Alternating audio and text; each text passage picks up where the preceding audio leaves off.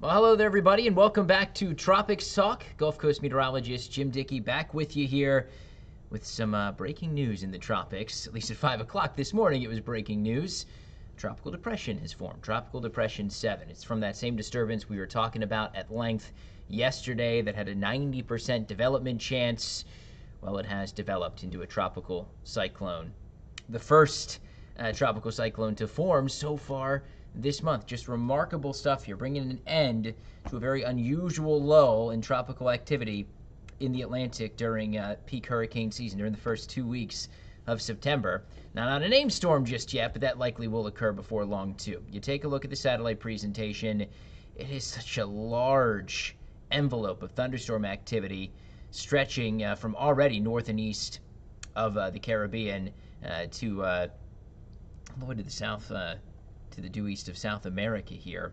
A elongated, stretched out center of low pressure right about there. There's a second sort of focus of convective activity off to the north of that. So big question is going to be how this is able to evolve going forward here. We talked about it yesterday. When you have such a large storm system, it becomes a little more difficult for it to come together. The Hurricane Center keying in on that southern area of circulation. That's where it has the center marked. Note the initial movement to the due west at 13 miles per hour. But the expectation is this begins to move northwest here today, becoming a tropical storm, taking the name Gabrielle later on today. A little more of a due westerly course as the high builds back in over top of it, going into Thursday and Friday, and then to the north and west from there with the opportunity to become a hurricane into early next week. So it's a gradual, slow strengthening process. I see no indications at this point, and this makes sense with how large this storm system is, that any type of rapid intensification would occur in the near term, at least through the weekend. This looks to stay fairly weak, and there's decent model agreement in that idea.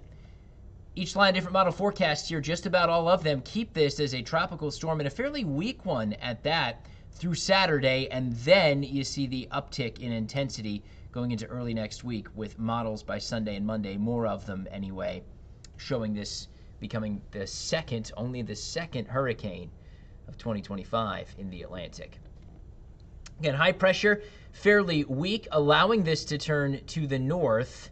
Yeah, most models show a recurve. Of note, maybe jumping off your screen here, the movement more to the due west, even a dive right towards Hispaniola on one of these models. Now, it's important to remember, these aren't showing you intensity, just the general track the low pressure would take. They show nothing about the status of the storm, and those lines here that take more of a due westerly course, actually models that suggest this falls apart as it works north of the Caribbean. One of those, the American or GFS forecast model, this is the run that came in during the early morning hours. It does show that low pressure coming together, but by the time we get to Saturday evening, it is broken down, just one closed isobar here on the model. And as that stays weak, it basically drifts that open wave, that more open wave, westward and just breaks it down entirely. So if you were to plot out a track, yeah, it would show something heading towards Hispaniola, but that would be a weak disturbance on that model run. Just about everything that does show this becoming a hurricane shows that recurve into the Atlantic, which makes more sense. A more defined storm system able to cut into that ridge and track northward. This is the European forecast model, a much more bullish development signature. You have your closed isobars by Saturday evening, well to the north of Puerto Rico, and it continues to deepen the system from there, becoming a hurricane on this model, and then drifting to the north and east.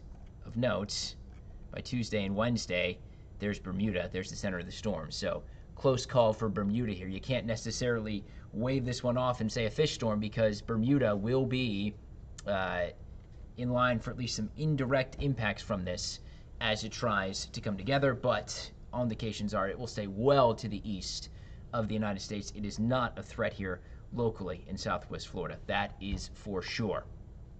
Only other area marked for development right now is this cluster of storms right here. Let's zoom in on it. Moving its way to the Cabo Verde Islands, it is going to bring some wind-driven rainfall there as we go through the day today into tomorrow. It has only a low development chance, 20% over the next 7 days, and the models are thoroughly unimpressed with this overall. As it moves westward, I think it's going to feel sort of the wind shear around the much larger disturbance to the west. There's still dry air, generally stable conditions out there in the central Atlantic. This one will likely not be able to develop, but any wave in this part of the basin this time of year, we keep an eye on it, especially as this one takes a little more of a due westerly course, could at the very least bring some wind and rain to the Caribbean, to the Lesser Antilles, to the Leeward Islands as we go into next week. So something we will be keeping an eye on, even as the odds are against it trying to come together and becoming Umberto. Yeah, Gabrielle, the next name on the list. Depression likely takes that name later on here today, then Umberto from there.